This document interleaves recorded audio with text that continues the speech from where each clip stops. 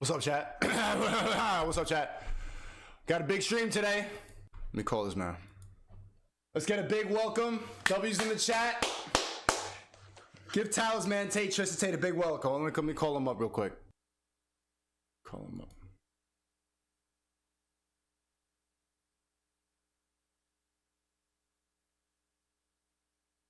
Hey, what's up, Tristan? Hey, how you doing? I can hear you and see you perfectly fine, I hope. You can see me? Yeah, you guys can see me and hear me fine? Yes, everything's all right. Cool. Hold on. Wonderful. I fixed all my issues from earlier then. How you like my suit? You know, as soon as I saw you, I was actually watching the stream for the first minute before you came on here. How do I like your suit? I don't like it, and we're gonna get into why I don't like it. Wait. What's wrong with my suit? What's there to like about your suit? What the? I thought we were cool, bro. We are very cool. You know, I'll be perfectly honest with you, Sneako. This is the first time we've ever actually conversed, so your viewers are in for a bit of a treat. We have little voice chats back and forth. Yeah, little voice chats back and forth. But I was first introduced to you about a month or two ago. So okay. I don't have TikTok, as everyone knows, but people keep tagging me in TikTok saying 3 men who are changing the world, 3 men who are changing boys into men, 3 men who are changing the face of masculinity. And they tag me, and they tag my brother, and then they tag you. Nice. So I was like, who is this guy? And then someone sends me a clip of you talking about how all suits are the same. Now, I agree with a lot of what you're talking about, and I really think you're a smart guy for your age. But all suits are the same? What's next? Are all watches the same? Are all cars the same? These tell time cars get from A to B. They're not all the same, bro. Okay, but this is coming from a brokey. This is coming from a brokey. I don't have a bunch of suits. The only time I wore suits was for graduation and prom. You know, I'm 23. I don't be going to business meetings on a regular basis. But come on, you gonna tell me that I can't pull up? I can't get married in this? When I was 23, I didn't know shit about suits either. So I'll put that out there so everyone knows that I'm not trying to pull the moral high ground on you. No, if you wore that to prom, look, the lapel's wrong, man. You got a notched lapel. That's a business suit. You need to have a peaked lapel if you're trying to be fashionable. What the fuck is a lapel? What are you talking about? That, yeah. It needs to flare out more. And the way your shirt sits underneath it is just, you know what? I should have worn a suit myself, but I didn't think we were going to get into this. So it's midnight in Bucharest. I thought, let me just wear a t-shirt and let's have some civil discussion and not bring the suit thing up. I don't even want to wear it anymore. How do you think that we're 3 men changing? I see a lot of people tag that into in those posts too. How exactly do you think we're changing the future generation of men? Do you think they're right? Well, because I've grown up with my brother my whole life, and we've always lived together and bounced our opinions off of each other, I didn't realize anything me or Andrew said or thought or our views on relationships or women were really that outlandish. But the way that he's blown up recently, and I've blown up subsequently, has shown me that a lot of people are just, lost, because the accusations that come at me and Andrew of being misogynist or mean or cruel aren't really that accurate. I like to think that I promote a very healthy male-female sexual dynamic and relationship dynamic. It's just the whole world's gone so crazy that what I think is healthy isn't healthy anymore. Yeah, they really hate you. They really hate you. They're preying on your downfall. I think the craziest part is that if you died, they would celebrate. Like there would be people throwing a parade. Like I think in the liberal cities, there'd be people going out and jumping around. Absolutely. But if the reverse happened, that wouldn't be the same result. And I think that really says a lot. No, it does. But unlucky for them, I'm hard to kill. So I don't die easily. I've never died once. So I'm gonna keep that going year by year. What do you know that the average person does not understand about the elites? I often talk about conspiracy theories, and I try to talk about like the stuff that's really going on. But you're really wealthy, and you've probably been introduced to a lot of ideas and concepts and people who pull strings behind the scenes that the average person doesn't know. What's something that you understand that most people don't? We're getting into the deep questions already. See, I was unprepared for this, but I'm happy to answer you. I'll be perfectly honest. I do not get introduced to the people who you're talking about because money isn't the only way into that club. I sometimes describe myself when I'm in rich circles as I'm not a rich man. I'm a poor man with a lot of money. I don't have the right parents. I don't have the right political background. I don't have the right education. I didn't go to the right school. Regardless of the fact that I can buy the same stuff they can buy, I'm not in their club. I'm not in their circles. My knowledge on how the elite get around the rules, how the elite live differently, how money buys power is all personal to me. The things I can do now that I've made money. And I just know that these people are doing it 100 times bigger than me because they've got a lot more friends, a lot more connections. But essentially, the rules don't apply to rich people.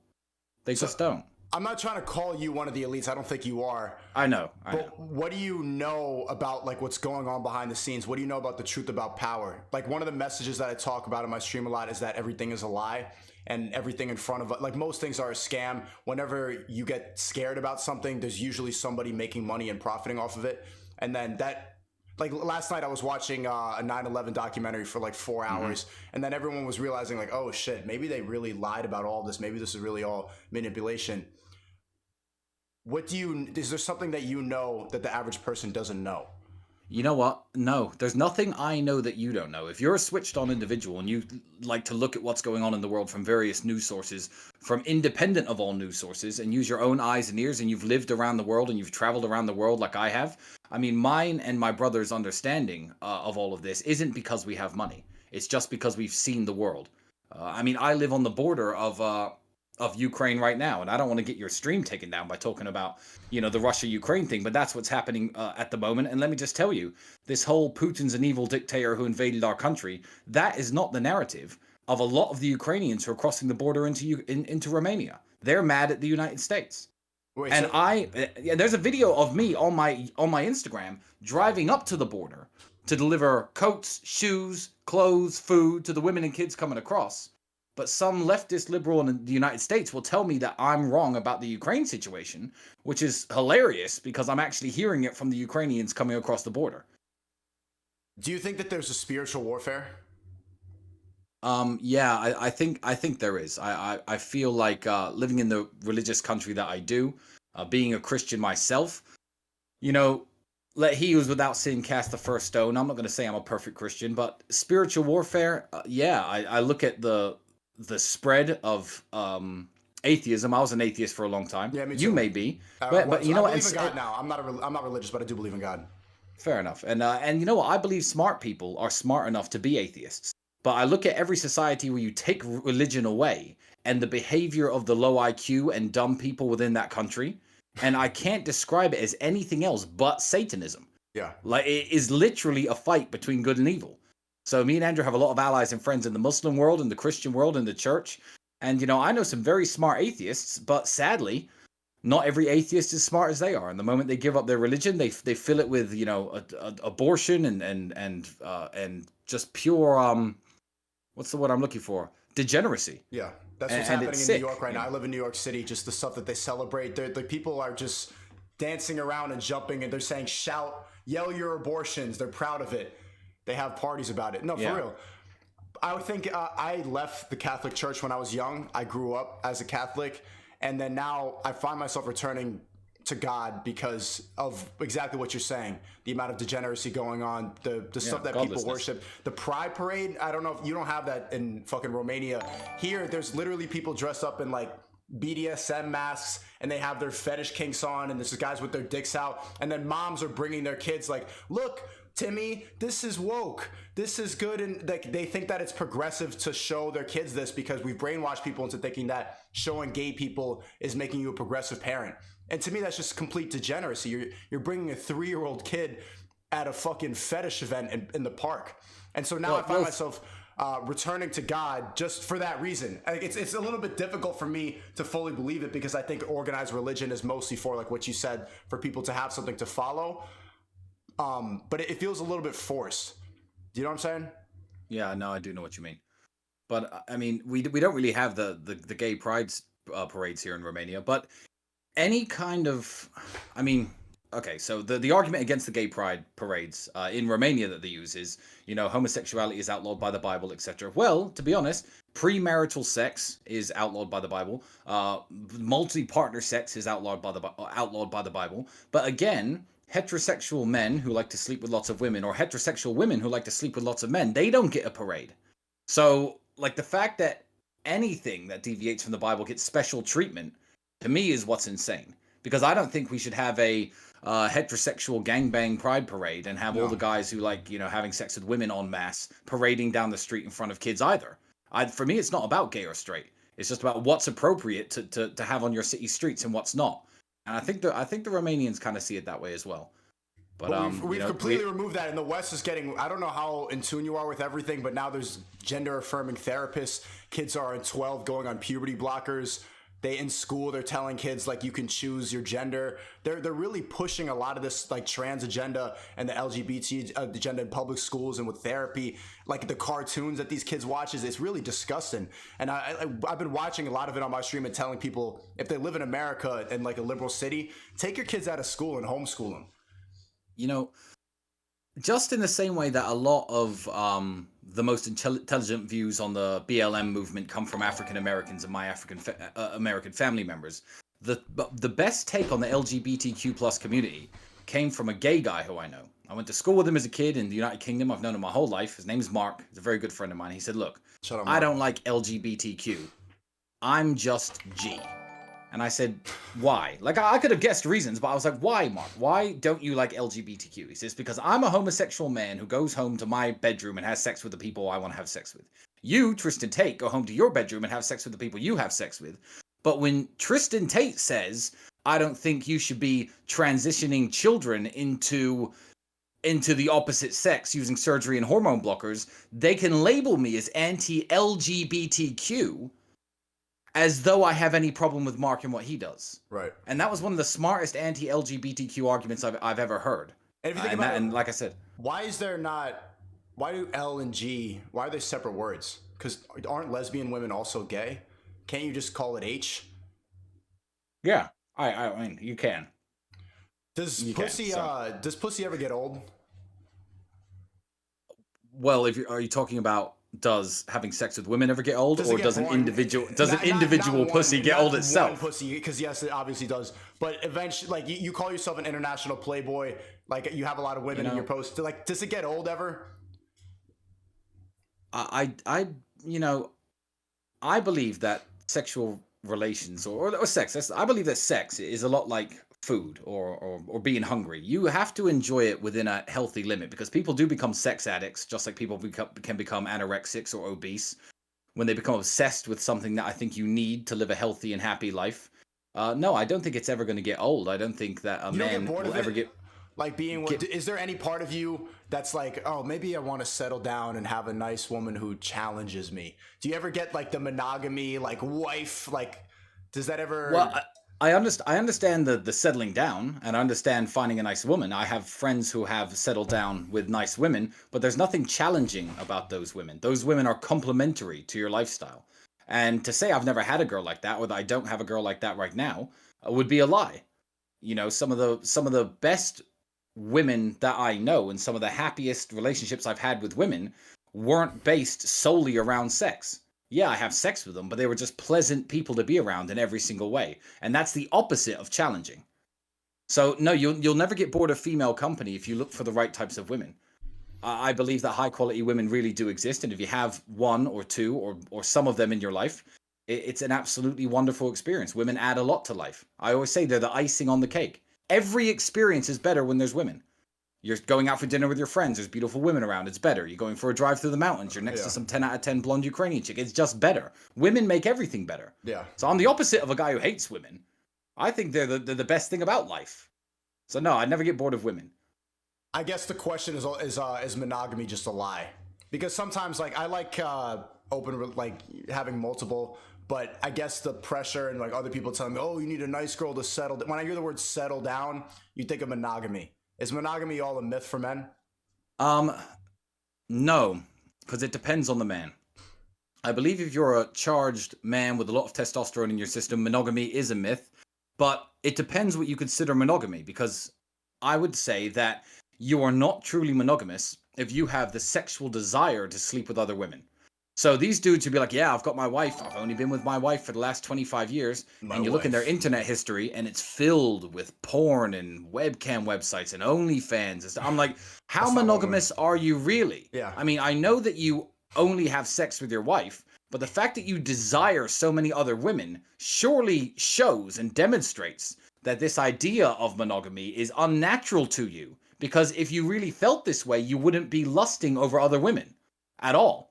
And find any single man who's in one of these, completely happy monogamous relationships, and I'm not saying they don't exist because I bet some do. I bet some do, but I've yet to meet that guy I who guess doesn't lust over other women. they're cheating. They Yeah, found a way to cheating. And yeah, you've dealt with simps professionally with your webcam business. A lot of people have this misconception that it's trafficking. There's a bunch of bullshit. But you've dealt yeah. Thank you. professionally with simps, like working Yeah. around them, kind of treating it like you use women as crack and you're the crack dealer. And but Well, even my question is wait, do you don't like that analogy? no. I do like the analogy. I was just Okay. going to explain very briefly exactly what I was doing for all the people watching who don't know who I I think am. most of them know. We have a pretty big overlap of audience. I think all my audience knows. But if you want to explain it, Well, I mean, a very quick analogy I would say is, if you know girls who do OnlyFans, you probably know lots. You live in the United States. Yeah. Ask how many work for a management agency. most of them. Half, 70%. Most of them. They have a guy that does all the messages and everything. I was running a company that did that before OnlyFans existed. So that's the most simple way I can break it down. So all the people, as you said, who said, "Oh, they made their money kidnapping people or trafficking people." I mean, it's totally ridiculous. I was just one of the pioneers in the e-girl management industry. That's essentially what I was doing, and that's how I made a lot of money. But yeah, I've dealt with simps professionally for many years. I'm no longer in that industry, just for the record. I know. Do you have any 3 guilt years. with it now? Because I would say most of the guys that watch your stuff are maybe like former simps or people trying to better themselves. You have a lot of people, whether or not like you really are trying to garner that audience, a lot of people that watch you are trying to improve and get motivated by your Yeah. message. Do you have any guilt for the fact, like I kind of like compare it to crack dealers. Like crack dealers, is like they're not trying to ruin people's lives, like, but ultimately the person you should blame is like the politicians who started the war on drugs. And they always Of like course. have that analogy in movies about drugs of like, should the drug dealer feel guilty? I'm wondering if you feel any guilt about that, but I could see that you don't. Well, I don't. And the answer is because, to be honest, over half the people who use webcamming websites use them in a very healthy way. There are people who would, want interactive live naked chat with a girl who were injured veterans, people who were in unhappy marriages, and they really got something good out of it. They had a positive experience out of it. There are people who were addicts and really went down the rabbit hole and destroyed themselves. But I'm no sorrier for them than the Cuban man who rolled this fine cigar is for me if I were to contract mouth cancer later on in life. People are responsible for themselves. People make their own choices, and you can't police addiction by taking your product off the market or by closing your store down. If an alcoholic comes to your bar every day and orders 2 bottles of vodka, drinks himself to death, and goes home and beats his wife, closing your restaurant isn't going to help that man. No. He's going to find his vodka somewhere else, he's going to continue his problem, and you're going to end up broke. It's just money that's going elsewhere. So no, I don't regret it. It's part of my origin story. It's something that I wouldn't get involved with today simply because I don't need to. But the industry is full of happy, healthy, rich people. I mean, the girls are happy, the managers are happy. There's very little violence in that industry. Women are by themselves. They're safe.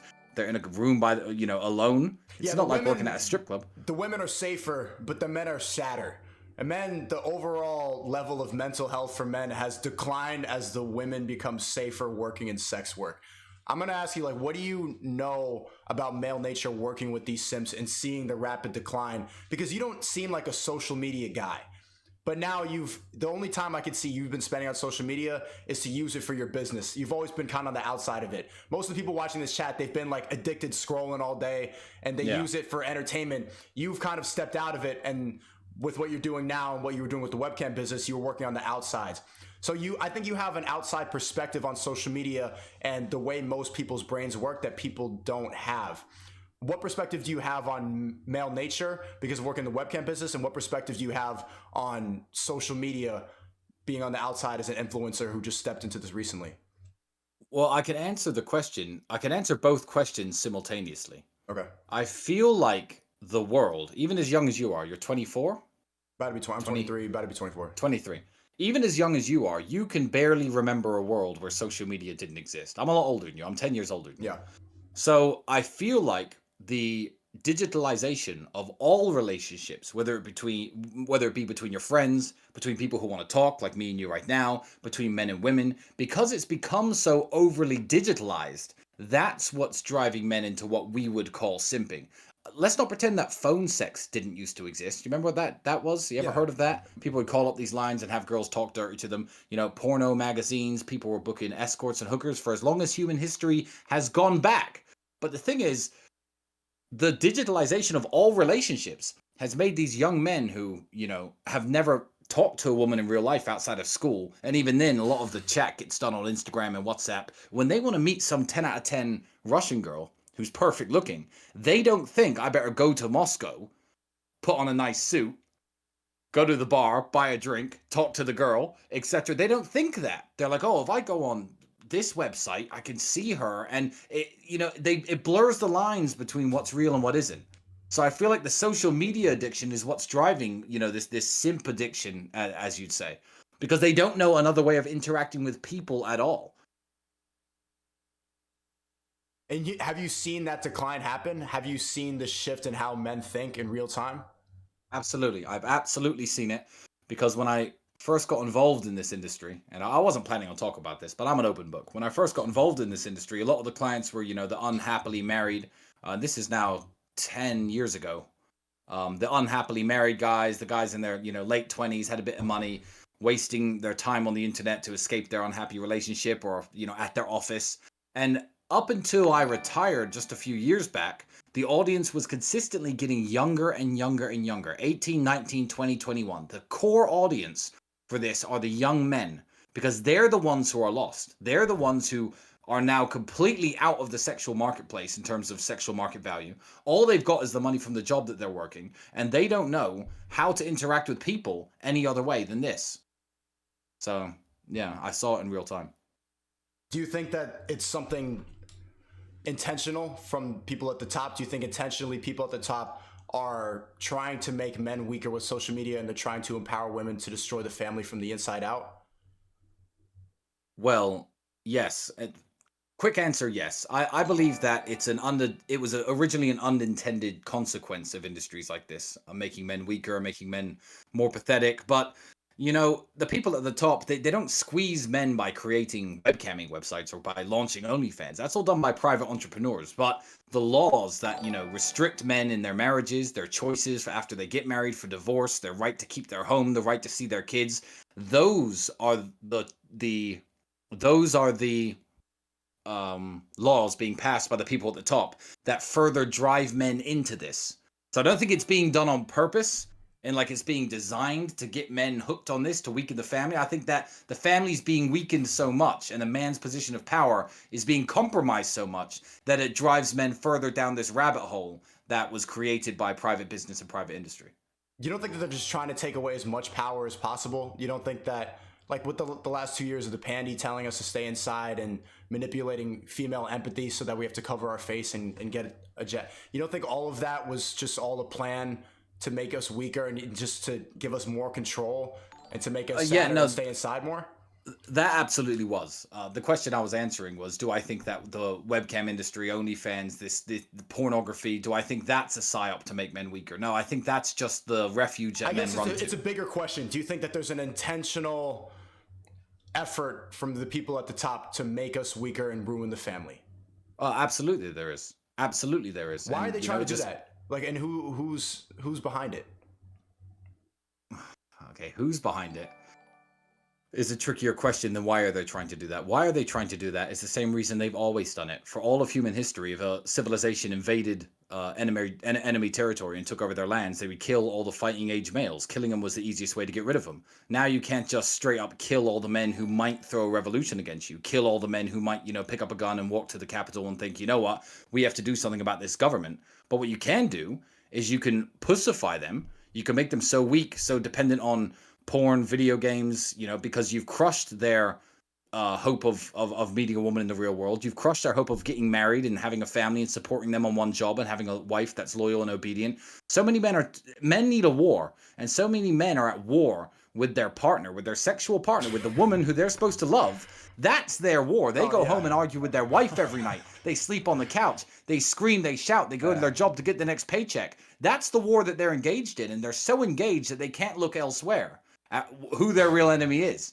But this is no more than, you know, I say, you know, billionaires don't care about race, they don't care about color, they don't care about gender. If a female Chinese billionaire and a black African billionaire and a white American billionaire all walk into a room, they're all good, they're all cool, they speak money. This is just another way of dividing people on a lower level. So it goes beyond just man and wife and men and women, which is why the media, I think, is so spun so negatively against me and Andrew. I try to empower young men to stay away from toxic people. I'm not talking about toxic women. I will say 9 times on a podcast, look, if your friends are sitting around smoking drugs, if your friends, your male friends, are losers, if your male friends have no ambition, if your male friends are fat and overweight and keep you from going to the gym, stay away from them. And then on the same podcast once, I'll say, yeah, if you have a girl, if you have a woman who, you know, is trying to control you and is overeating and is lazy and doesn't like you going to the gym and is a bit of a slob, you need to cut her off. And it's, oh my God, Tristan's misogynistic. It's selective hearing. I'm trying to teach young men to stay away from low-quality people, men and women, male and female. But they'll soundbite the bits where I talk about low-quality women, because low-quality people of all races, genders, sexes, they exist, and you need to stay away from all of them.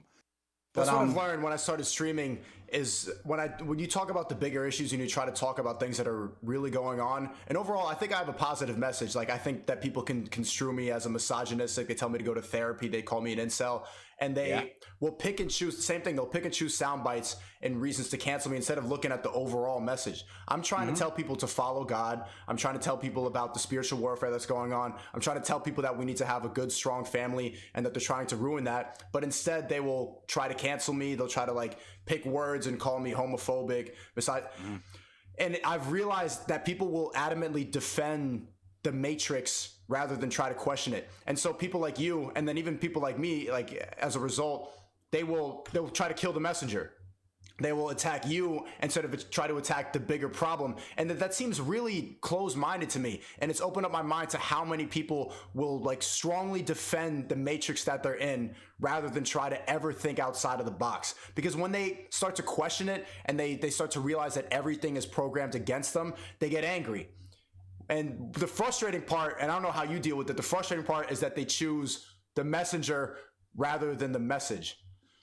Yeah, and you know, I'm very lucky. As I said, I'm hard to kill. So people coming for me and Andrew, it's not new. Like it's new on the internet, but you know, I've had enemies before. I've lived in bad parts of the world before. So like people coming at me with stupid messages on the internet and, you know, releasing articles about me, calling me one thing or another, it really doesn't bother me. But it's not hurtful. It's just disappointing. Yeah. You're like, guys, open your eyes. When I say, you know, when I say don't be a brokey, learn how to make some money, level up, you know, it's not about money necessarily. It's about, I believe if you're a young man in this world and you don't have your financial situation together and you're not part of the top 1%, then you're not going to attract the top 1% women. You're not going to meet the women with low body counts who want to love you and start a family with you. If you stay a low quality man, you're going to meet a low quality woman, start a low quality family, and have a low quality life.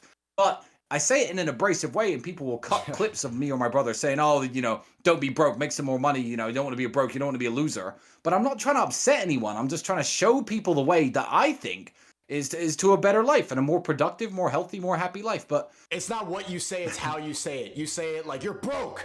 And like, to me, that's has motivated me since I started finding your videos and the Tate speech, all the emergency meetings. I've been watching it, and at first I watched it. You could see, like, you probably saw my first reaction to your podcast. At first I was like, you were wearing this is a $10,000 suit.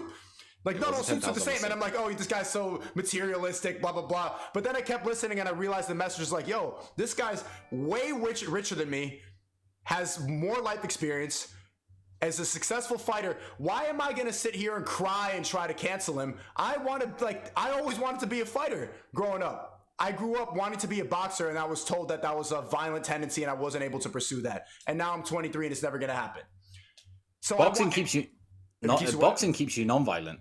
Boxing keeps you non-violent. It's a good place to release that aggression. It's a good place to teaches you discipline and everything. I've been going to a gym now, but I didn't get to do it when I was a kid. It is what it is.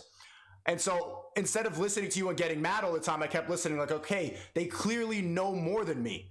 Why am I going to get angry at this? I want to start changing my life. I want to become better. At the time when I first started watching Tate's speech and the emergency meetings, I was like still smoking weed every day. I wasn't, you know, I was doing okay. I had hit 1 million subscribers on my main channel, but I was just getting into streaming, and I was like still kind of lazy and everything. And that kind of like lit a fire in my head. And I was like, yo, I really got to step up my game. Like, it's either now or never. Time is money. And since then, like, I've had the most successful month I've had. I've cut out, like, I don't make excuses anymore. I'm talking to more millionaires. I'm putting myself in the right circle. And I know, and what I want to show, because you already blew up as a millionaire.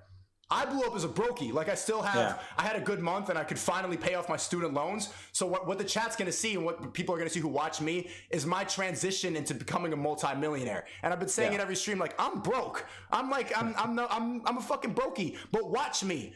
Clip this again in a year. Someone post this on TikTok in a year when I'm a multi-millionaire. And if they see me, and when they do see me make that transition, it's going to be like, yo, he did it right in front of our eyes. And I am in the same exact position. So, my fault. They could choose to hate, or they could choose to change their life. That speech you just gave about, you know, I'm not smoking weed, I'm attacking the gym, I care more about money, I'm networking better because I've been watching you and Andrew. That is 99% of the feedback I get about what me and Andrew teach. It's just the people who talk shit about us are louder than those people. I'll get a private message saying, look, man, you changed my life. I was dealing badly with this. I was dealing badly with that. Now everything's much better. It's back on track. I mean, you gave me a similar speech just 1 second ago, and that makes me smile. It really makes me happy to think that I have something to teach young men.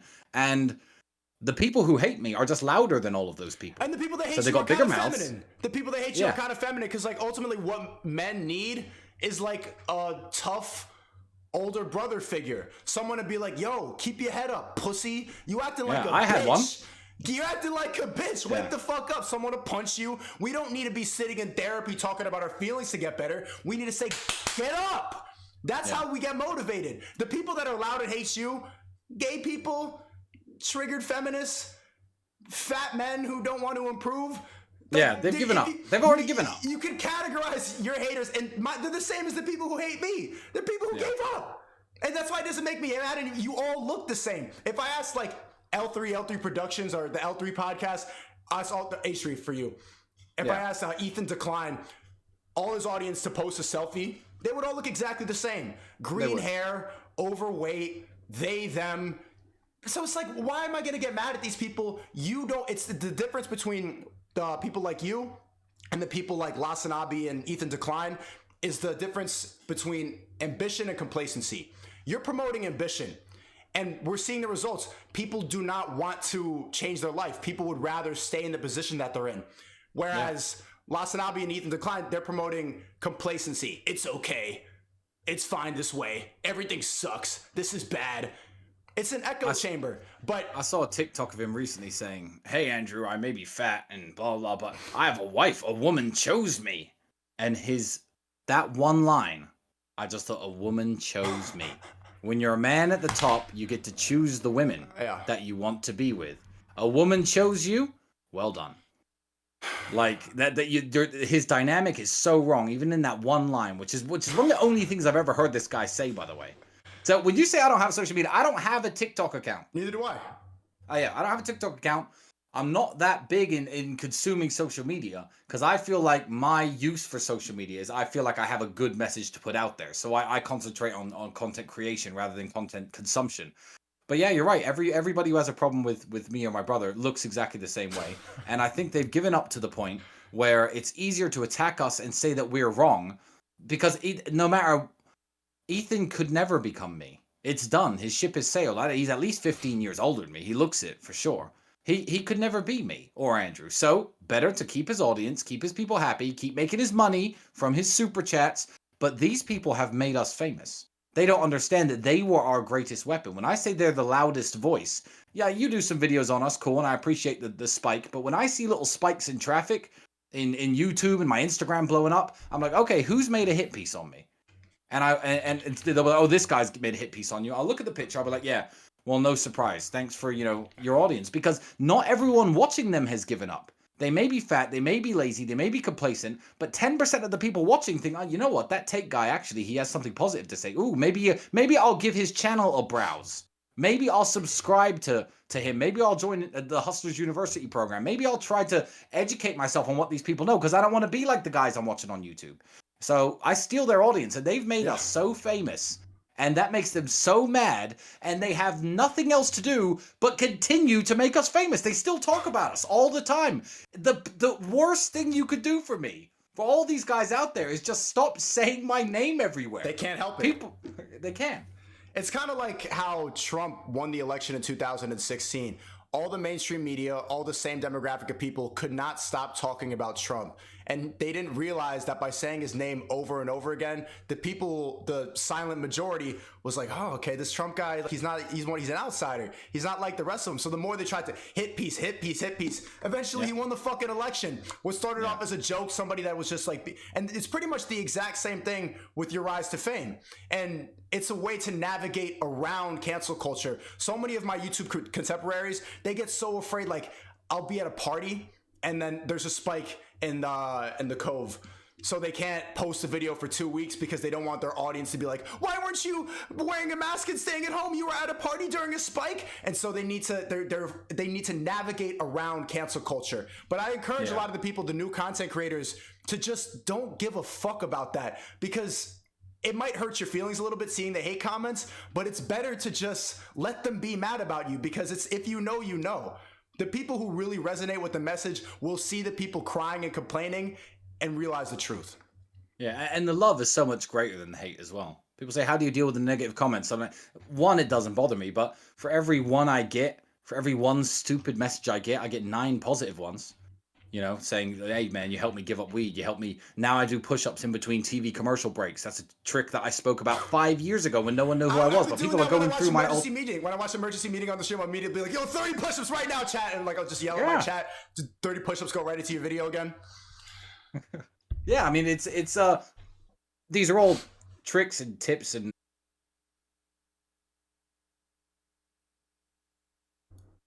push-ups right now, chat. And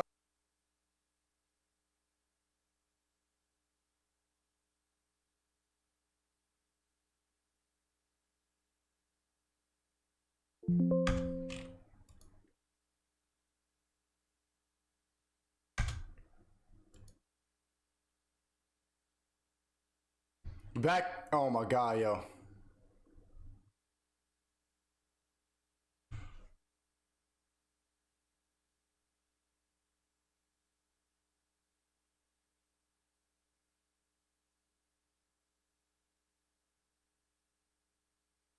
Oh, we're back. Thank God. we are back. Okay. I was panicking right there. Or me? That was me. I thought that Susan, the YouTube employee, just took down my stream, but just my Wi-Fi restarted. I don't know why.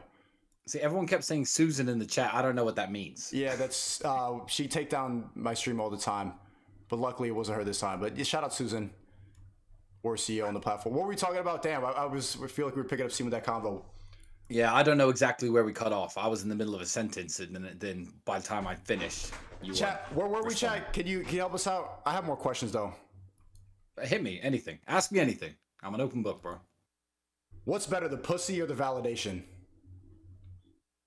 Neither. I don't think that you would do that for any reason. You know, if I ever in the past talked about, you know, how many beautiful women I can get, I feel like I'm still trying to, again, inspire young men to a healthier way of life, because to find anything good. So let's say you want to become an expert on apples. This is an example I've used before. If you pick up the first apple you've ever tried in your life, bite it and like it, and you think, oh, this is good. I feel like to know what a good apple is and what a bad apple is, you have to try a variety of different apples. So I don't advocate it as a lifestyle. I don't think guys in their 40s, late 30s, even my age, should be aimlessly running around chasing women just to have sex with them or just for the validation. I feel like as a young man, it's smart to play the field, certainly, because you've probably had some bad apples in your life. You probably found some good apples, but now, next girl you meet, you'll know what kind of quality woman she is. I believe it teaches you. It's an educational process. So no, the validation isn't part of it. And the sex is just, let's say, a bonus of it. But I believe female company is, you know, one of the best things in the world. Man, you're sick in bed. You don't want your boys looking after you. Your girlfriend comes and brings you soup and fucking brings a wet cloth and puts it on your head. Women who love you and care about you is the goal. That's the goal, not the validation or the sex. And when you have a woman who loves you and cares about you, men seeing that is the ultimate validation. When guys come into my house and my girlfriend's like, would anyone like coffee? And make coffee for all my friends. Hey, Tristan, is there enough ice in your drink? That's the validation, not just the fact that she's hot. And when you find a woman like that, the great sex comes anyway. So no, I don't think you should be searching for either. I think you should be searching for a high quality woman in your life. Yeah, I think I've been hearing you talk about that, and I was on Fresh and Fit. I know you've been on that podcast. I was on there like six times last week. They're dope. Shout out to Fresh and Fit. Yeah. I have made a realization the past couple days. Like, I think I have a lot of like anger. I've been yelling a lot about women and about how women are brainwashed and how they're annoying and all believe in astrology and Kim Kardashian. I think I've been chasing low quality women, and I've just been like, just chasing hoes. You know, when I was your age, I was chasing hoes too, my friend. So. It gets so old. It gets so old, and they all sound the same, and it's a lot of putting up with the same fights, and they want you to. How are you able to distinguish a high quality woman from a low quality woman quicker? It's probably pretty easy. But how did you start chasing better women, or not even chasing, but just being with better women? Just age and experience. You learn how to spot the red flags faster. And red flags are before she's even said a word. You look at a girl's Instagram and you know if she's a low quality or high quality woman. Or you know if she has the potential to be a high quality woman. There are so many red flags that people overlook because women are hot. And I feel like it's not, look, you could do it today. But the truth is, and the same when I'm your age, so I'm not making fun of you. You're 23 years old. When I was 23 years old, a girl could come with a fucking truck of red flags, waving these red flags down the street. And if she was a 10, I was going to try to sleep with her. Mm-hmm. I think you get over it from having done it. That's the only way. Because if you haven't done it, you will always be blinded by the beauty. So that's why playing the field and dating and meeting different women is an important part of a young man's life. So every man needs to womanize. I don't even say womanize. I say play the field. And I mean, if you same thing. Just stay single for a while. Stay single for a while. See who walks in and out of your life. Don't try and commit to anything too big, especially when you're building your dreams. I mean, now I'm rich. It's easy to find a woman and be like, okay, yep, this is a good girl. I want to keep her around. But if you haven't made any money yet, you're still maybe living with your parents. You're not where you want to be. You're not driving the car you want. Obsessing over some woman, even if she is a high quality woman, could still drag you down. I'd like to think that she wouldn't, but the distraction factor is real. If you have a 10, even with 0 red flags, you want to stay home and have sex all day. You don't want to go out there and build your dreams because what are you building for? Why are you building the nest if you've already attracted, what you want? So, I don't think womanizing is the word. They're the biggest time waster and the biggest distraction that you could have. It's like the biggest investment of everything. And I noticed that taking streaming seriously and taking my career seriously I've had to like be kind of alone in here for the most part. I don't talk to my friends as much. My roommate's in there like sleeping in the other room right now, like watching the live stream on his phone. I haven't talked to him in like a week. I just came back from Miami, and he's hearing this just based on this. One of my closest friends. You really need to cut a lot of people off. I'm wondering how lonely is the journey to the top? I am very fortunate. I don't know what loneliness feels like. And that's something that most men can't say. And it's why me and my brother, when we understood through meeting very good friends of ours who were married for 10 years, felt alone. Ex-military guys who felt that sense of brotherhood and loyalty and companionship in the army or on their sports team, their college baseball team, their fraternity, their football team, and they lose it and they balance all their happiness on one female. And they end up getting married and they end up in these sad, lonely marriages. Those are the guys who opened my eyes to how special the relationship I have with my brother is. And that's what I try to tell the world as well. I don't know what loneliness feels like. I was born in a very underprivileged family. I grew up absolutely broke. I didn't have I wasn't dealt the best hand, but there was always an ace up my sleeve. So I don't know what that feels like. I've always had companionship. I've always had someone who had my back, someone to fight with me, someone to work with me in terms of my brother. So I'm not going to sit here and say that the journey to the top for me necessarily was lonely. But let me tell the young men out there, you need to be able to identify low quality friends and cut them off and curate the people around you into a group of winners, a group of men who want to go out there and achieve the same things as you. And the journey to the top not only won't be lonely, but it will be far easier. they say don't mix family and business, but that's all that you do. How is that possible? But that's a common saying that I've heard, and I've had that. I found it difficult. I have a younger brother myself, and we've kind of collided way more than it seems that you and your brother have collided in terms of business. I think eventually, like me and my brother Vincent could work together well, but right now we're just like he's in a different country. He's in college. He believes in a lot of the Matrix stuff that I'm completely against. We don't think the same way, but it seems like you and Andrew have always thought exactly the same. Why are you able to mix family and business, but most people can't? I don't believe that most people can't. I believe that some of the most successful men that I've ever met mix family and business. The people who own Walmart are family business. Like the elites, the billionaires at the top will say money doesn't buy happiness. Oh, don't mix family and business. What the fuck are you talking about? Who are you going to trust with your money, your finances, your cars, your more so than your own brother? They're going to tell me not to team up with him and team up with some dude who might stab me in the back for a piece of pussy or a few dollars? No, absolutely mix family and business. I learned this. I'm going to go off on a tangent here. I learned this from a Muslim brother of mine, Bali, from Luton. He was a lawyer your age. He was your age when I was still completely broke. He was older than me, so I must have been maybe 19 at the time. And he was driving a Ferrari sometimes, a Rolls Royce sometimes. He was always rolling in style. Now, entry-level lawyer, 60, 70,000 pounds a year. I mean, I know he wasn't making that much money. I said, Bali, how do you manage to have these nice cars and shit when you're so young? You've only just passed the bar. How have you done it?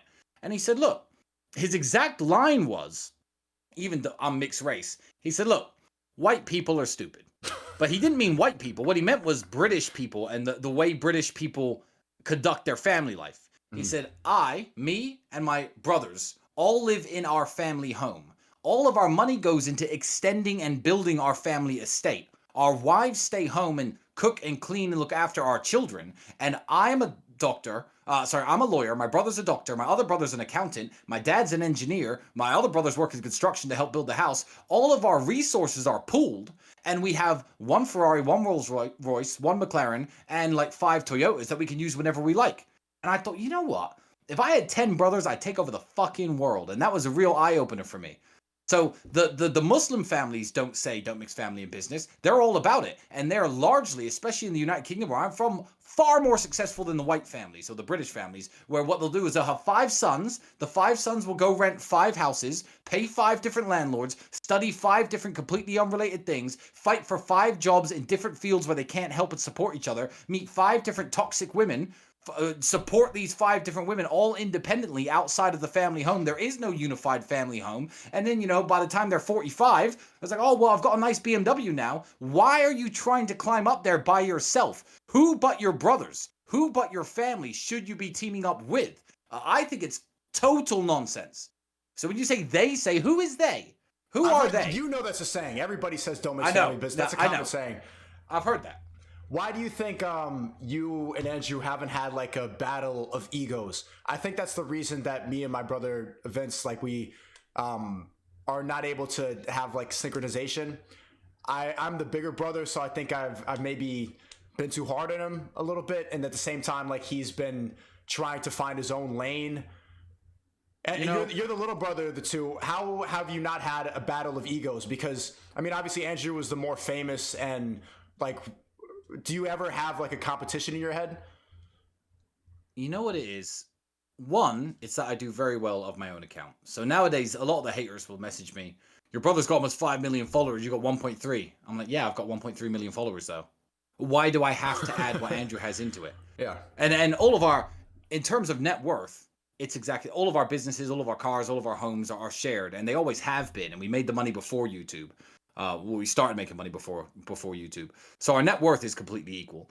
But it's not just the fact that I am very secure in and of myself as a man. I'm strong, I'm fit, I had a good fight career, better than anyone who hates on me. I'm richer than anyone who hates on me. Got more followers than 99.9% of the people who hate on me. So the comparing myself with Andrew doesn't do much. But the key to it is, I am proud of Andrew when he does something. He is my brother. Oh, he's the 4-time kickboxing world champion. Oh, Tristan, you're only the 2-time European champion. I don't care if I was a 0 champion. My brother's the 4-time world kickboxing champion. I am happy for him. Mm-hmm. Oh, he's blowing up all over the internet right now. He's exploded far more than me. More people know his name. I am proud that that's my brother and he's doing so well. So it's not just setting your ego aside. Keep the healthy competition. Keep your own personal ego. You and your brother should both be trying to do well for yourselves, independent of comparing each other, comparing to one another. But also, if your brother now launched some stream and had some YouTube channel with 20 million subscribers and you stayed exactly where you are, that doesn't matter. Your brother has a 20 million subscriber YouTube. Fucking give him a round of applause. Give him a pat on the back. Buy that man a fucking drink. Like, in what universe should you be mad about that? People hit me with that all the time. Are you mad your brother has more followers than you? No. It's like if Muhammad Ali was your brother. Would you be like, oh, my brother's a better boxer than me, I'm upset? No, you'd be like, my brother's the greatest heavyweight of all time, Muhammad Ali. Like, why would it make you sad? Mm-hmm. So also, you know, put your egos aside, concentrate on doing your own shit, winning irrespective of comparing yourself. But when he does something well and when you do something well, you should be proud of one another. And I'm like that with all my friends. That extends to all of my friends. I got a bunch of boys that when they're winning, I'm winning. I'm happy to see it done. My guys will buy new watches, new Rolexes, new suits, new shoes, new cars, new houses, new homes. And I don't think, oh, well, you know, that watch is better than the one I'm currently wearing. I think, fuck it. My boy just bought a $100,000 Rolex. Good for him. Good for him. Those are the three words to sum it up. Maybe it's that the fact that we grew up in the social media era where your life is more publicized more and life can be judged more based on the amount of followers you have. Life is more about numbers than it was when you guys were growing up. Yeah, maybe, but I just don't look at my life that way. People said, oh, I get it all the time, even for personal friends. Oh, what's the difference now in life that you got all these followers, etc.? Nothing. I'm behind my big walls in my house with exactly the same people, smoking the same cigars, talking interesting topics, having a great time. You know, got beautiful girlfriends, everything's happy. Okay, more people watch what I do, cool. But like, really, it doesn't matter. I mean, I said, but then again, I've had money since before the internet fame as well. For all the people who think I've made money because we've blown up on YouTube, I posted a photo on my Instagram from 7 years ago. It was a photo of me with an Aston and a Lambo that had 114 likes. I had about 2,000 followers back then, and I was already pushing the supercars. So just be proud of one another, man. And that can go beyond brothers. So that's advice directly to you. But all of you guys watching, you know, your friends, be proud of them. How can I help you? Oh, that's a nice win. Is there anything I can do to assist you in winning further? Because when they get to the top, they drag you up with them. They assist you straight back. You want winners on your team. When one wins, you all win. Absolutely. What's your prediction for the rest of the year with the movement that you and your brother have really started with everything you're talking about? One sentiment I see a lot with me, and they lump you in a lot, is that Sneako and Tate it's just a trend. This is gonna fall off soon. It's just they're just saying stuff to be controversial, which I know is bullshit, and you know that's bullshit too. We're not saying things just to be controversial and trigger people. This is actually what we think, and it just happens to be that you can't handle it. But what do you think is going to happen for the rest of the year? Because the growth has exploded. Like I've gained 400,000 subscribers in the last month. I've never seen. I've been on YouTube for 9 years. I used to do like cinematic artsy videos, and then I just recently started streaming, talking to like similar things to you, and it's completely blown up. Where do you think it's going to go? Optimistic or pessimistic? Optimistic, I'll answer first. Optimistically, all of the rumors and all of the nonsense about us and all the negative talk, new hit pieces keep getting published daily, but I can see people are getting bored of it. They're getting bored of it because the stupid rumors, the bullshit narratives, they're all the same. They've been debunked, cracked, exposed as lies by lots of people, yourself included. Thank you very much. So your audience know it's all bullshit. So there's never going to be a new hit piece. I'm not going to go and commit a mass murder somewhere and there's going to be something new for them to talk about. All these old rumors, it's the hit pieces are the same shit being repeated again and again and again. But the message that me and Andrew are putting out there and the young men we're reaching and the aspirational lifestyle that we are trying to program into men, I would say reprogram, I'll get back to that in a second, that isn't going anywhere. If you were to ask any boy, 7 years old, 8 years old, 9 years old, where do you want to be when you're 25, 30? Where do you want to be? They're going to say, big house, fast car, beautiful wife. That's what they're going to say. Every single one. And slowly, the programming of the Matrix beats this dream out of men. Yep. It beats it out of men till they get to my age and they're fat with a woman who doesn't love them, who's unattractive, who's a low quality person, who drags them down, work at a dead end job, and their wife is in their ear saying, "Oh, you shouldn't watch Tristan and Andrew Tate. Those guys haven't grown up." Growing up is an analogy for having the aspiration that every boy has beaten out of them and accepting the programming of the Matrix. Right. I'm reaching so many young men. My brother's reaching so many young men. You're not going to be able to beat that out of them because they know I've made it. They know where I come from. I've got guys in my hometown, Luton. I get messages from my Luton boys all the time. "Hey, man, I'm from the same fucking estate as you. One day I'm going to see you at the top." And as much as I can reply, I say, "God bless you, man. I hope to see you there. Good luck." And you're not going to stop that by posting the same rumors about us. Pessimistically, the internet just deletes me. But I don't say anything. That's probably not going to happen. I'm a nice guy, and I think that people's eyes are opening. Even a lot of my old haters. There was a guy, I can't remember his name, but whoever you are, if you're watching, there's a guy who had my brother on his podcast and said, "You're a goof, you're a clown," and hung up on him once. He was on a bigger podcast recently saying, "You know what, I was wrong. I shouldn't have done that. This Tate guy is spreading a positive message." It's only the real lost causes that are going to hang on to these strings of hate for us. But really, I believe that this message is reinvigorating the spirits of young men. I don't think we're changing the opinions of young men and the aspirations of young men. Bringing masculinity back. Yeah, we're bringing it back. It's a wonderful way to live. And you know who's happy being around men like me? Women. Beautiful women. Women are.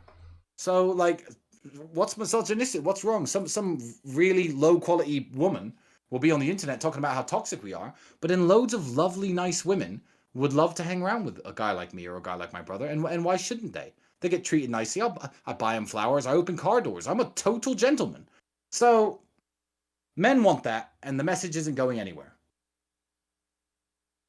And even if you do get deleted, there's enough people that, most of the publicity you get is not even on your own platform, it's from other people's platforms. If you get deleted... Me and Andrew don't have TikTok. Can't delete us from TikTok. Right. We're all over TikTok. You can't delete us. We don't have accounts. So I don't know. Good luck. But I'm just out here trying to help people. I'm trying to spread this positive message because I was already rich. We've even to silence the haters. I'm going to do a quick plug for the Hustlers University program. 18 millionaires teaching 18 modern ways of wealth creation, whether it be stock trading, copywriting, and these guys are verified millionaires who I have met and interviewed for the position before the program started. There was, I said, one element of the Hustlers University program where it was an affiliate marketing guy, genius, teaching people how to affiliate marketing, and within that 1/18th of the program, there was an option to affiliate market for Hustlers University too and make more money. The accusations of this is some crazy pyramid scheme, okay, a kid living in his home by himself in rural Utah signs up for $49 a month and now has access to 18 millionaires. That is not a pyramid scheme. But we have shut down the affiliate marketing program now. You can no longer affiliate for HU2, and guess what's going to happen? Nothing. The student number is going to continue to grow. People are going to continue to use it because it's a wonderful resource. But I've had to shut down the affiliate marketing side of this because I don't like these nerds saying it's a pyramid scheme. And it's going to grow and prosper and transform the world regardless of whether you can affiliate for HU2 or not. Sorry, young man, I've taken that out because the haters are too loud, but you're going to make it anyway. There's 18 millionaires in there. I didn't know a single millionaire when I was 15, 16, 17. I started my own course, the Creativity Kit, on Sneako.net, and I have the affiliate program too. And they're saying the same thing: multi-level marketing, pyramid scheme.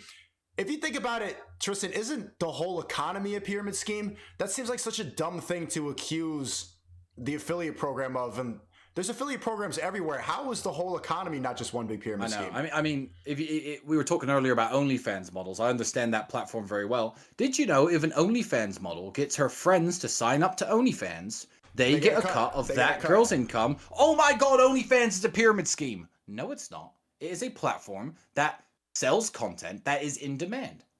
Like, just because there is an affiliate wing built into it does not mean it's a pyramid scheme. So, absolutely ridiculous, but I've put my money where my mouth is, and I'm happy to shut up my haters because I'm already rich. I don't need more money. So, I've shut it down. And the program is going to continue to be a top quality, amazing program regardless, because that's just what it is. But I have to shut the haters up. as much as I can. So I it's think one you're less. paying him too It's much one less attention. bullet for the gun. I think you guys are paying him too much attention. I see Andrew posting on his story a lot when there was the hit piece coming out, trying to say like platforms should do something about this guy.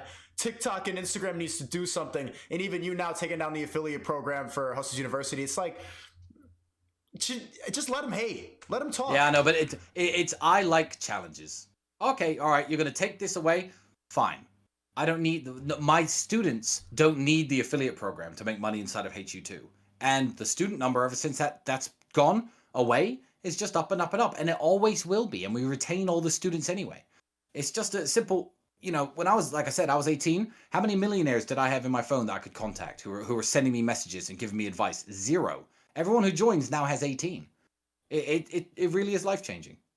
And I'm very proud of that program. It's the same thing. People are trying to like pirate my course, but I think the main benefit is the Discord community and being able to interact with people who are trying to make it and trying to get out of it. And one sentiment I've heard from everybody in the course is that like my friends are all like playing Fortnite and vaping all day, but now they're in a Discord of all people who are like-minded and want to go get it. And the internet's provided a good platform for that. The people who are talking about this, I've met so many people in the past month who are all trying to go get it, and I know that within a year, we're all going to be on a yacht somewhere throwing money up in the air, and that's what I wanted to be doing when I was a kid. And what you said, when you make your first million, I'll throw you a party. You could soundbite that. I'll throw you a party when you show me that you've made $1 million. $1 million net?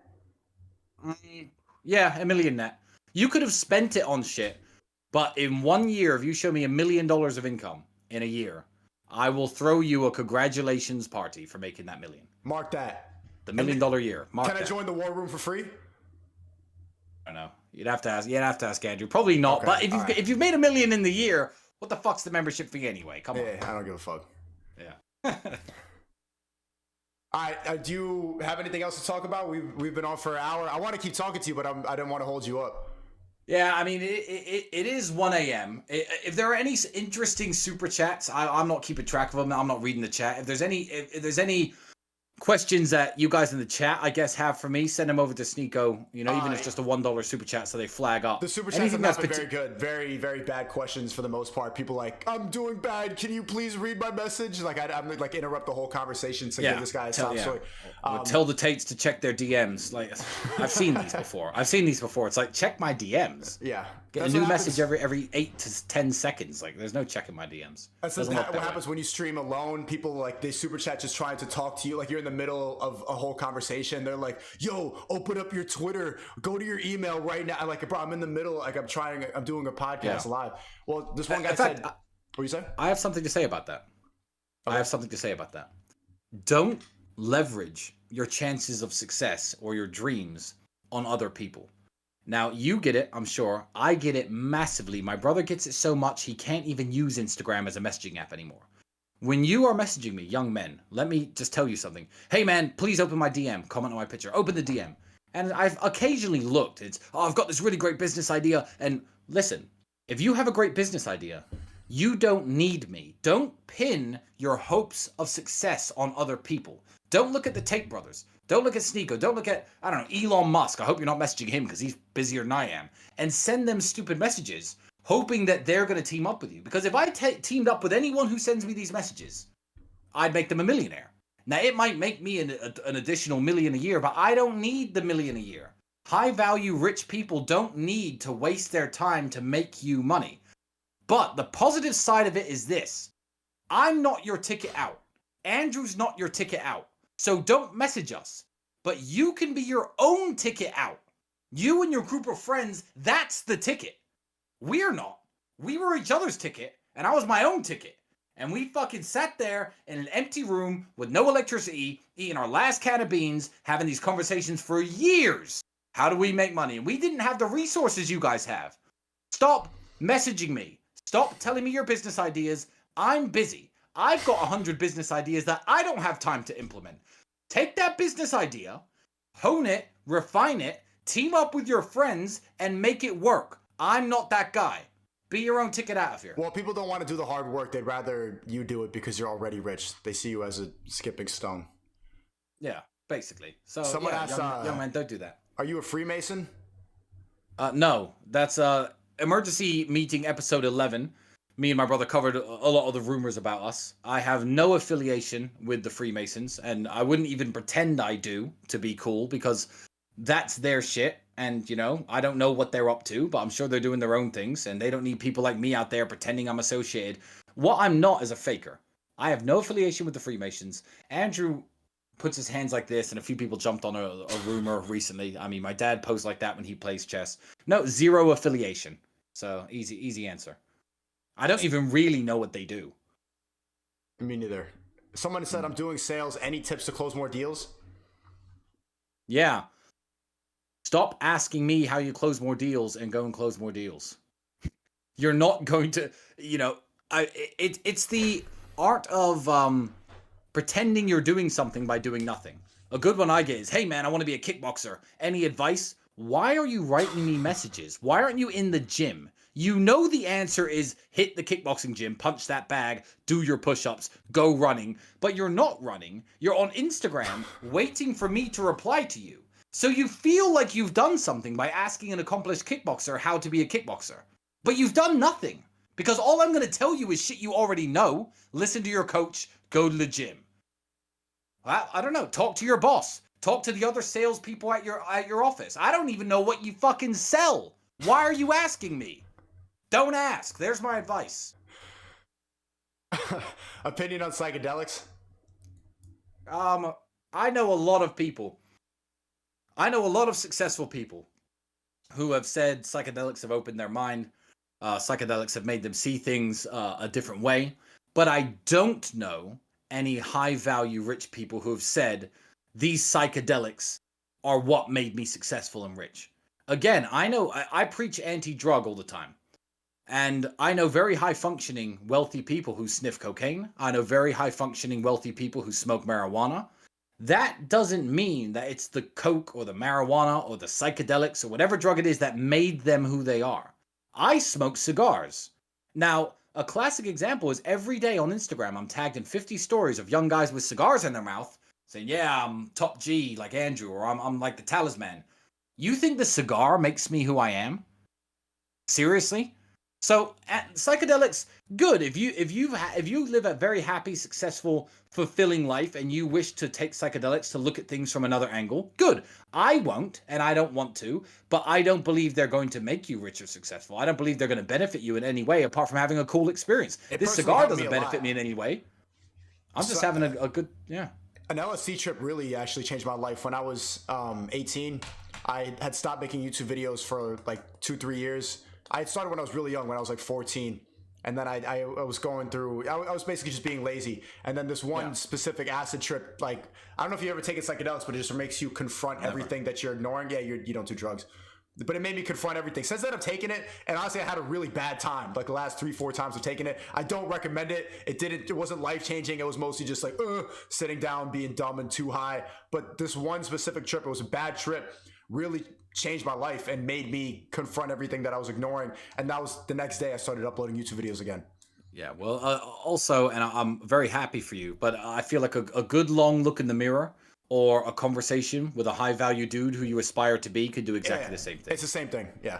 Yeah, it's the same thing. I've sat with people and had short conversations with them, and they were like, that, come back a few years later, that conversation changed my life. And it's just another way of opening your eyes. But you have the power within yourself to do that without other people, without other influence, without the influence of psychedelics, in my opinion. I mean, you have that. You have that power. Everyone has that power. Someone said, how can I make money when I have no skills? You could sign up for the Creativity Kit or Hustle University. I think that's a good way to start. Yeah, I guess so. And you know, find out what you're good at. You have no experience. I wouldn't say you have no skills. I mean, I believe everyone's got to be talented at something. A lot of people really have no idea what their passions are at all. They spend the amount of distractions, Tristan. I think it's different because you didn't grow up with social media. There's a lot of people who really have no idea what they're even passionate about, because before they even have time to explore their interests, they're already hooked on social media. They're jerking off every day. They're sucked in like before it's even time to have any self-exploration. How do you think that these people should find themselves? Well, I will tell you a story about me. I don't know. You're probably not old enough, but there was a game called, before Fortnite, before it all existed, the huge game when I was in my late teens, early 20s was Call of Duty Modern Warfare, and then Call of Duty Modern Warfare 2. That's how I started doing. I started on Call of Duty. Okay, good. So I used to play that game, and this is the advice. The advice is hang around with people who see things from the angle for people who have a good mindset. I was with my brother, and I was like, "Oh, Andrew, I just completed this round. It's 41 kills, 1 death. That's pretty cool." Andrew looks at me from the couch. I swear to God, looks over at me and goes, "Yeah, Tristan, but it doesn't matter, does it?" And I went, "Fuck, it doesn't matter, does it?" And I turned that game off, and I don't think I've ever spent more than 10 minutes playing a video game ever since that day. So hang around better people. You know, if you're wasting your life, if you're wasting your talents, if you're sitting there jerking off all day, if you're sitting around dudes who are talking about who their favorite porn star is, leave that group of friends. Cut low quality people out of your life, and slowly, as you go out into the world and apply yourself at different things that are more useful, you'll probably find out that you're not as useless as you think. Or you might be, in which case, you know, we all need someone to flip the burgers and wash the cars, so I'll tip you heavily, my friend, don't worry. How did you find kickboxing, and how old were you? I was about 14, Andrew was about 15. Luton has nothing to offer. It's a shithole town, and there was a kickboxing gym run by a wonderful person. And I found it, and that's why.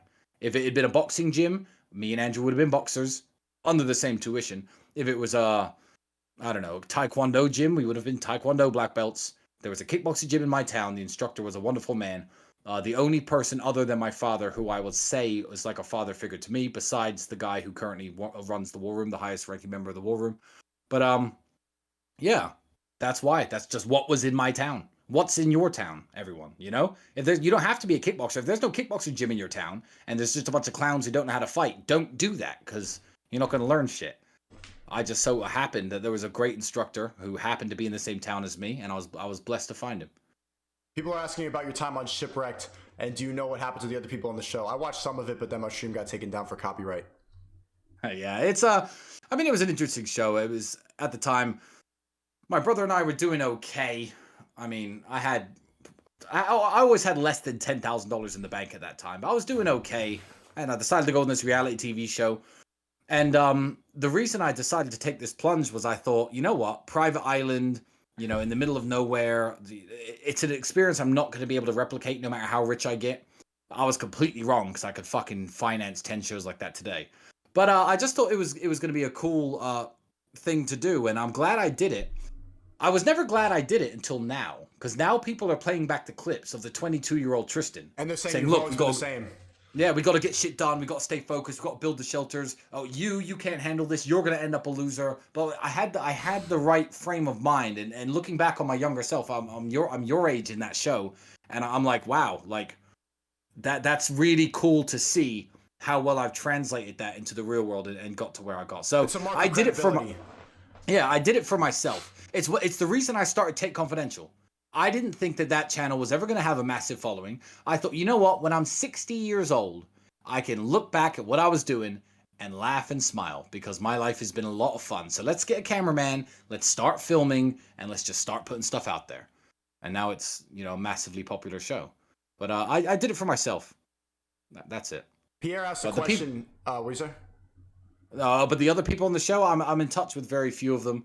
It's a little bit of Instagram contact, but it's only started in the last 6 months since I've blown up because people are getting messages. Are you still a brokey? Was Tate right about you? And the people who I was calling losers on the shows, they are brokies today. Aww. And you know, it's poetic justice, isn't it? You were right. Pierre said, I'm blocked in my business. I know you're going to answer for this question. He said, I'm blocked in my business. It's not a skill problem, but a mindset. How to eliminate it and grow. How does he get off? I don't know what your business is. Get off YouTube. Get off you. Don't ask me. I don't know what your business is. I don't know what your business is. When people say, hey man, my girl is doing, I don't know your girl. Well, probably. Like, I don't know her. Why are you asking me on what you should do when she does this and when she does that? What kind of person is she? It's such a broad question. But asking me is the wrong thing to do. Especially because I don't know what the fuck you do. If you were a personal friend of mine, maybe find your personal friends whose opinions you value and go into an in-depth explanation of your problems to them and hope for some positive feedback. That's what I'd say. Pretty simple answers, pretty simple explanations for these questions. It's not hard, man. It's not complicated. It is hard, but it's not complicated. How do you get into shape? It's simple. Like, they had to get in shape, you go to the gym. What do you think is the it's biggest... hard, but it's simple. And people just want to go do it fast. How do I do it as fast as possible? How do I get a six-pack right now? What do you think is the biggest mindset change that you need to become a multimillionaire? You know what?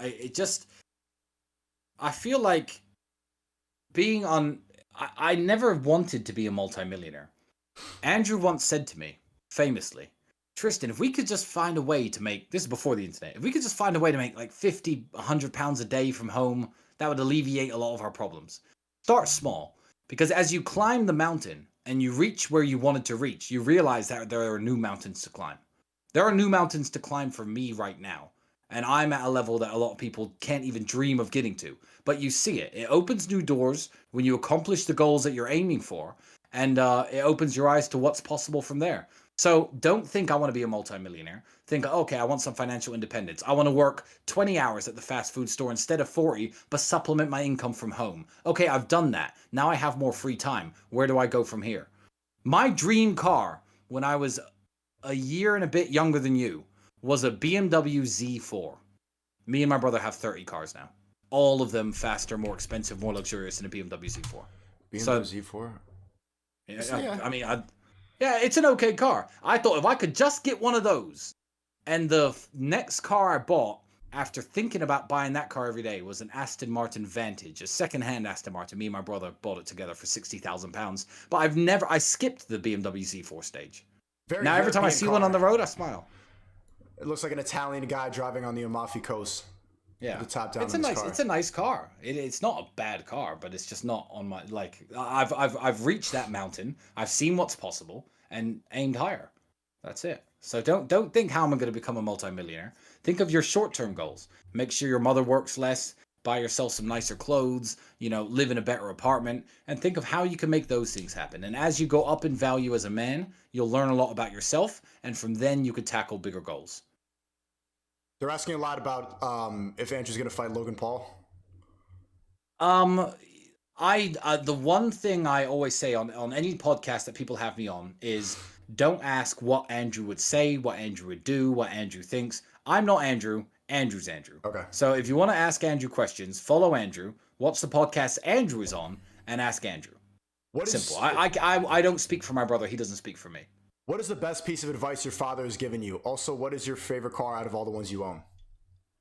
My favorite car is my Aston Martin Vanquish S Ultimate. It's 4 years old. It's the red car pinned to the top of my Instagram, if you find it.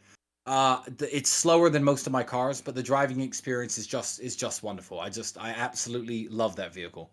I don't know why. It's just there's an emotional experience about driving it that I really enjoy. It's not the fastest, but it is absolutely a wonderful machine. The best piece of advice my father ever gave me, I guess. There are hundreds.